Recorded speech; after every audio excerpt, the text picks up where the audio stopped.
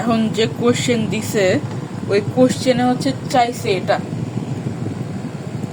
এই যে এই সিকোয়েন্সটা চাইছে, কিন্তু এই সিকোয়েন্সে এটার কোড যদি লিখি বিএ, এটার কোড যেভাবে লিখতে হয় লেখার পর আসলে এই সিকোয়েন্সটা আসে না। এখন এই সিকোয়েন্স কেমন লেখা লাগবে আমি জানি না।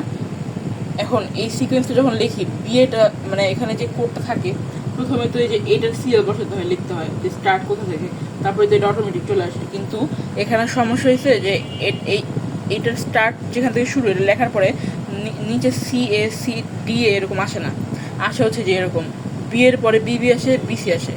তো এখন এটা কেমনে আসে সেটা আমি দেখাইতেছি।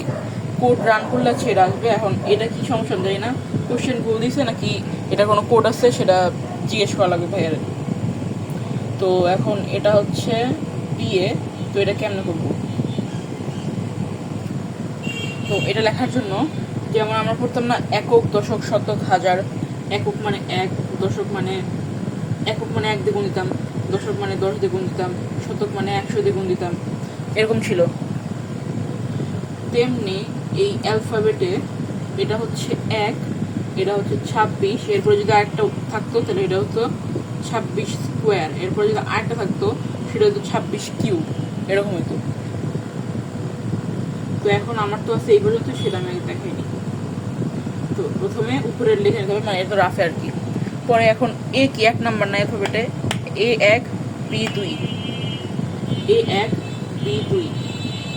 এখন হচ্ছে কাজ এই 26-এর সাথে 2 গুণ দিতে হবে আর 1-এর সাথে 1 গুণ দিতে হবে, তারপরে এটা যোগ করতে হবে। তাহলে এই যে 26 গুণ 2 দিলাম আর 1 × 1 দিলাম।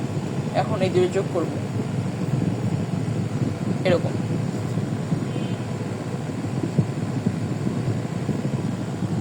এখন এটা গুণ করলে আসে 52 প্লাস 1 ইকুয়াল হচ্ছে 53। এখন 53 যদি থেকে স্টার্ট করি তখন হচ্ছে যে এরকমটা এটা আসে, এটা আসে। এটা আসে না, এটা কোনো ঝামেলা থাকতে পারে, এটা আমি জানি না।